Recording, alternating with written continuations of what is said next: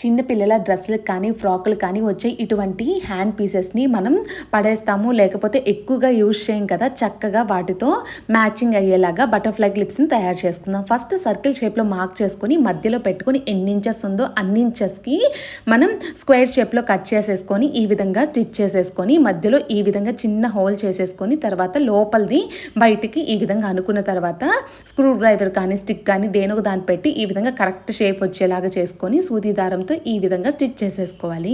ఈ విధంగా చేసుకున్న తర్వాత గట్టిగా ఒకసారి లాగారంటే మంచిగా బటర్ఫ్లై షేప్లో వస్తుందన్నమాట.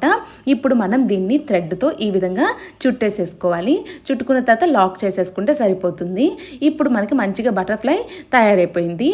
ఇది థ్రెడ్ కనిపించకుండా ఈ విధంగా ఒక పీస్ని తీసేసుకొని ఈ విధంగా పెట్టేసుకొని లోపల హెయిర్ బ్యాండ్ పెట్టుకోవచ్చు, లేకపోతే ఈ విధంగా క్లోజ్ చేసేసుకొని ఇక్కడ మళ్ళీ స్టిచ్ చేసేసుకోవాలి.